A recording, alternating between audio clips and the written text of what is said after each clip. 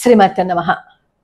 శని మహర్దశ జరుగుతున్నప్పుడు శనేశ్వరుడి ఆలయానికి గాని, శివాలయానికి గాని, ఆంజనేయ స్వామి వారి ఆలయానికి గాని, నారసింహస్వామి వారి ఆలయానికి గాని వెళ్ళి అర్చనలు అభిషేకాలు చేయించుకున్నామని అనుకోండి, మనకున్న ఇబ్బందుల నుంచి బయటపడతాం.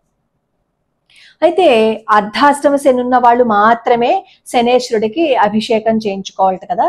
ఏలినాటి శని, అష్టమంలో శని ఉన్న వాళ్లే శనేశ్వరుడి ఆలయాలకి వెళ్ళాలి. శని త్రయోదశి రోజునేమో పూజ చేసుకోవాలి అంటున్నారు. నువ్వుల దానం కూడా వాళ్లే ఇవ్వాలని అంటున్నారు. మరి అందరూ ఇవ్వచ్చా? అందరికీ జాతకాలు తెలియవు కదా అని అడిగారు. మీరు శనేశ్వరుడికి అభిషేకం చేయించుకోవాలి అని అనుకుంటే జాతకం తెలియాల్సిన పని లేదు. అర్ధాష్టమ శని, ఏలినాటి శని, అలాగే అష్టమంలో శని జరుగుతున్న వాళ్ళు మాత్రమే చెయ్యాలని రూల్ ఎక్కడా లేదు. అందరూ చేయించుకోండి. హాయిగా నిరభ్యంతరంగా మీరు శనేశ్వరుడి ఆలయాలకు వెళ్ళి అభిషేకం చేయించుకోండి. అది మంచిది కూడా.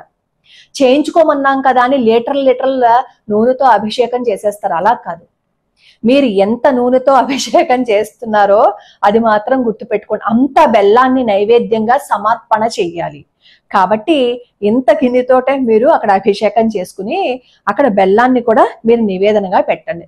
అలాగే నువ్వుల దానం ఇవ్వడం, వాళ్ళు కూడా ఈ అర్ధాష్టమ శని, ఏలినాటి శని, అష్టమంలో శని వీళ్ళే ఇవ్వాలా అని అడుగుతారు.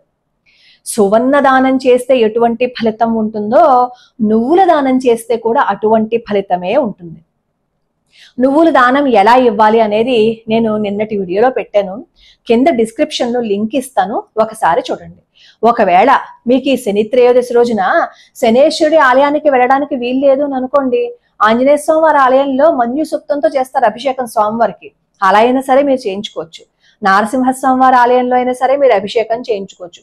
ఇవి ఏవి కుదరలేదు మాకు అంటే, నేను ఎలాగో తాడేపల్లి కూడా అడ్రస్ ఇస్తున్నాను కదా, అక్కడైనా చేయించుకోండి. అది కూడా మాకు కుదరలేదు అని అనుకున్నారు అనుకోండి, ఇంట్లో కూర్చుని నారసింహస్వామి వారి అష్టోత్తరం గాని, ఆంజనేయ స్వామి వారి అష్టోత్తరం గాని, వెంకటేశ్వర స్వామి వారి వజ్రకవచం గాని, అలాగే వీటన్నిటితో పాటుగా సర్వమంగళ అమ్మవారి అష్టోత్తరం ప్రతిరోజు చదివినట్లయితే ఏ గ్రహదోషాలు ఏవి ఉండవు.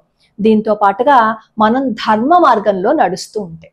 కాబట్టి అందరూ నిరభ్యంతరంగా చేయించుకోండి. ఎటువంటి నష్టము లేదు. ఈ శనిగ్రహానికి సంబంధించి ఏ దోషాలు ఉన్నాయో వాళ్ళు మాత్రమే చేయించుకోవాలని అపోహ కూడా వద్దు. లోకా సమస్తా సుఖినో భవంతు, సర్వే జనా సుఖినో భవంతు.